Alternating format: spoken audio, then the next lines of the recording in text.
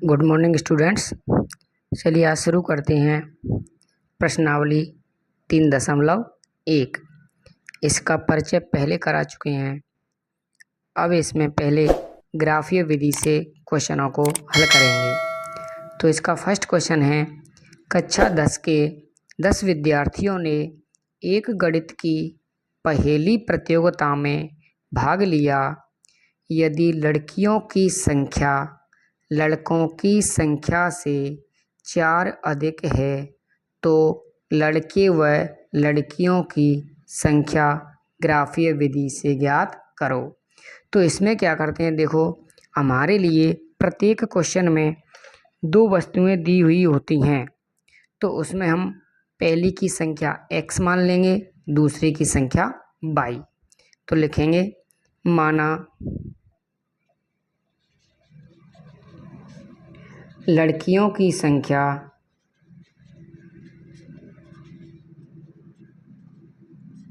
x है तथा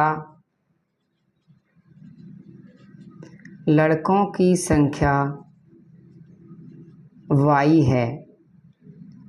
अब उसने कितने विद्यार्थी दिए हैं, लड़की और लड़का 10। तो पहला समीकरण बनेगा हमारा x प्लस y बराबर 10, समीकरण नंबर 1। दूसरा है लड़कियों की संख्या लड़कों की संख्या से 4 अधिक है। तो लड़कियां कितनी हैं हमारी x, ये लड़की हैं, वो लड़कों से कितनी अधिक हैं 4। तो लड़के कितने y, तो y प्लस 4। दूसरा समीकरण हमारा ये हो गया। अब यहाँ से क्या करते हैं, हमें इनके 2 मान निकालने हैं। तो यहाँ से क्या करेंगे, x बराबर 10 माइनस प्लस का y है, उधर चला जाएगा, पक्षांतरण होगा माइनस का y। अब इसमें क्या करेंगे, बॉक्स बनाएंगे, 2 मान निकालेंगे। देखो यहाँ पर y के स्थान पर पहले कितना रख देंगे, 6 रख दें। कोई सी भी संख्या रख सकते हैं, लेकिन ऐसी संख्या रख लो कि ग्राफ हमारा आसानी से बन जाए। तो y बराबर 5 रखने पर y बराबर 5 रखेंगे तो x बराबर आएगा 10 माइनस 5 बराबर 5। यानी कि y का मान हमने 5 रखा, x का मान भी हमें 5 प्राप्त हुआ। इसी प्रकार दूसरा, जैसे y का मान 6 रख दें तो 10 में से 6 घटाएंगे, कितने बचेंगे 4। तो x का मान कितना आ जाएगा 6। ये हमारा रफ कार्य होता है। दूसरा हमारा ये दिया है, इसमें क्या करेंगे, y के मान अपनी मर्जी से रखेंगे और x के मान प्राप्त होंगे। y के स्थान पर यहाँ पर पहले कितना रख दो, 0। तो देखो 0 रखेंगे, 4 में 0 जोड़ेंगे तो x बराबर कितना आएगा 4। y के स्थान पर 1 रखेंगे तो 1 यहाँ पर रखेंगे, 4 और 1 कितने हो जाएंगे 5। यानी y का मान 1 रखने पर x बराबर 5 प्राप्त हो गया। अब इसकी सहायता से हम क्या बनाते हैं, या ग्राफ बनाते हैं। तो देखो ये हमारे सारणी से मान आ चुके हैं, x का मान 5, y का मान 5, x का मान 4, y का मान 6 पहले समीकरण से। दूसरे x का मान 4, y का मान 0, x का मान 5, y का मान 1। तो चलिए हम इन ग्राफ पर इसको मिलाते हैं। तो देखो क्या करेंगे, x के हमें अधिकतम कितने मान चाहिए 5, तो हमने यहाँ पर 5-6 डिब्बे ले लिए। y के हमें अधिकतम कितने चाहिए 6, तो ऊपर ये हमारा y होता है, यहाँ पर हमने 6 अंक ले लिए। इधर हमें x माइनस का होता है, इधर y माइनस का होता है, तो इनकी हमें ज़रूरत नहीं है, तो हमने इधर डिब्बे नहीं बढ़ाए हैं।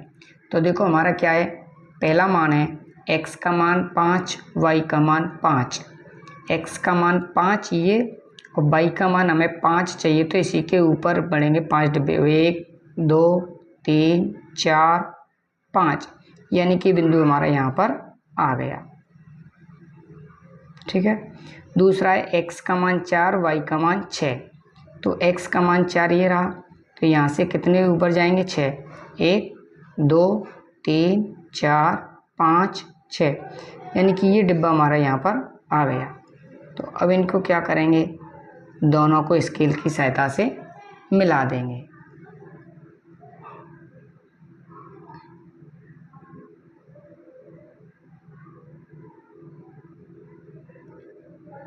स्केल की सहायता से सीधा मिलाएंगे।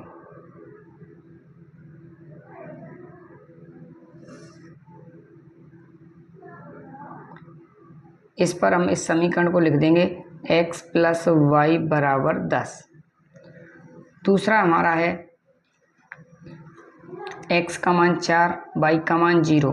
तो x का मान देखो 4 यहाँ पर है, y का 0 इसी जगह होता है, यानी ऊपर है नहीं, तो x का 4 ये वाला बिंदु। x का मान 5, y का मान 1, x का मान 5, y का मान 1 ये वाला बिंदु।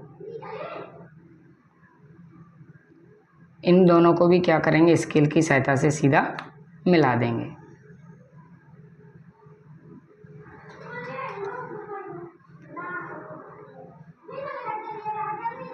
तो ये हमारा ग्राफ बन गया। अब ये कौन से बिंदु पर मिल रही हैं संख्या, दोनों प्रतिच्छेदी रेखाएं प्राप्त हो रही हैं। तो देखिए x का मान कितना है 7, इधर y के कौन से पे मिल गई 3, तो ये वाला बिंदु है, ये हमारा हो जाएगा x बराबर 7 और y बराबर 3, यानी लड़कियों की संख्या कितनी हो गई 7 और लड़कों की संख्या 3। तो यहाँ पर लिख सकते हैं, अतः लड़कियों की संख्या 7 है, तब लड़कों की संख्या 3। ये हमारा पहला क्वेश्चन ग्राफी विधि से हल हो गया। क्वेश्चन नंबर 2, 5 पेंसिल और 7 कलमों का मूल्य 50 रुपये है तथा 7 पेंसिल और 5 कलमों का मूल्य 46 रुपये है, तो एक पेंसिल व एक कलम का मूल्य ज्ञात करो। तो इसमें क्या करेंगे, हम पहले एक पेंसिल और एक कलम का मूल्य मान लेंगे। माना एक पेंसिल का मूल्य x रुपये तथा एक कलम का मूल्य y रुपये है। तब देखो समीकरण हमारा क्या बनेगा, एक पेंसिल का मूल्य कितना x रुपये, तो 5 पेंसिलों का मूल्य कितना होगा 5x। इसी प्रकार एक कलम का मूल्य कितना y रुपये, तो 7 कलमों का मूल्य कितना होगा 7y। तो हमारा ये समीकरण बनेगा 5x प्लस 7y बराबर 50। दूसरा है 7 पेंसिल, तो यहाँ से बनेगा हमारा 7x प्लस 5y बराबर 46। तो यहाँ से क्या करेंगे, हमें x और y के मान निकालने हैं।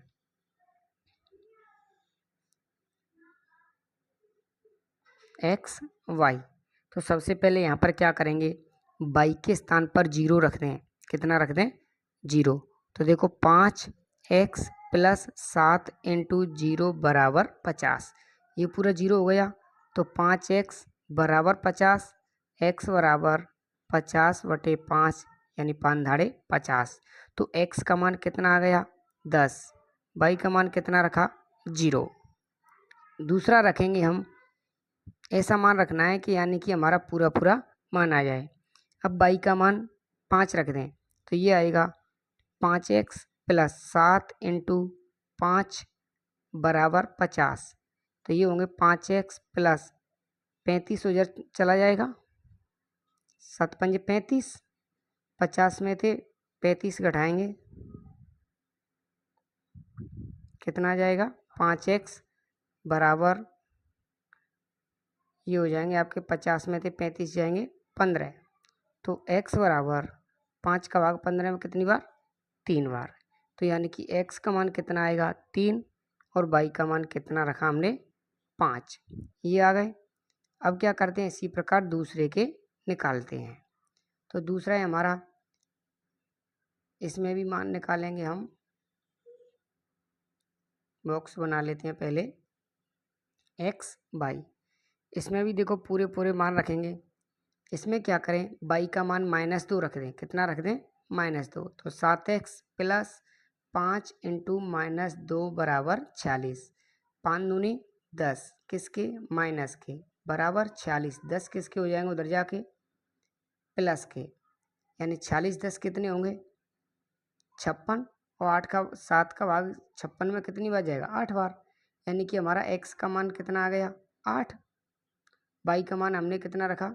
-2। दूसरा रखेंगे, ये हमारा रफ कार्य होता है, इसको दूसरी जगह कर सकते हैं आप। दूसरा रखेंगे बाई बराबर 5 रख दें। 7x प्लस 5 इंटू 5 बराबर 40। ये हो जाएगा हमारा 5 25 बराबर 40। 25 को उधर ले जाएंगे, किसका हो जाएगा? माइनस का। तो ये बचेंगे आपके 21। x का मान निकालेंगे। 21 में 7 का भाग 7 दिया 21। यानी x बराबर कितना आ गया? 3। और y का मान कितना रखा? 5। तो ये हमारे क्या आ गए? मान आ चुके हैं। अब हमें इनका क्या करना है? ग्राफ बनाना है।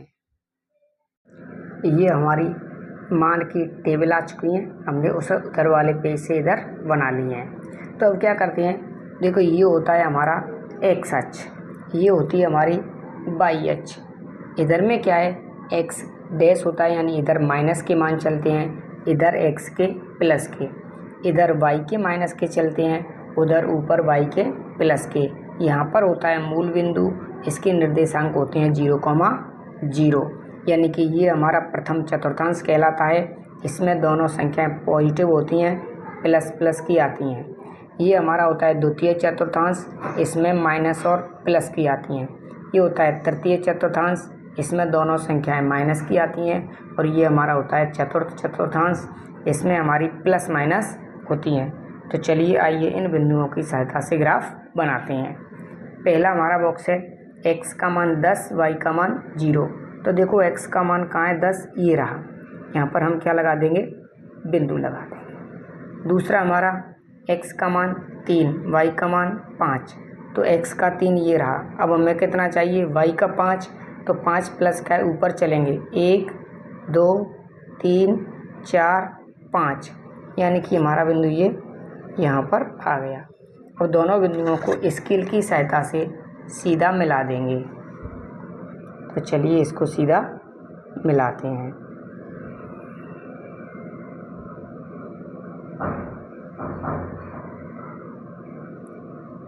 ये हमारा पहले समीकरण से आ गया।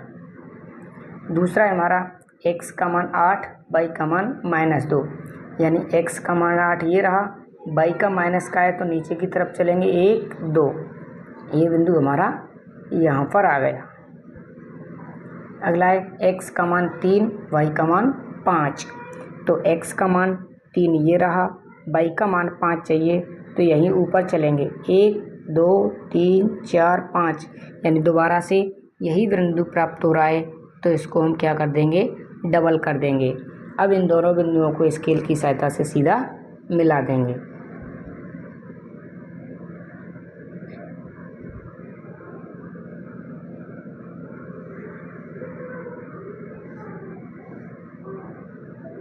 ये हमारा क्या बन गया? ग्राफ।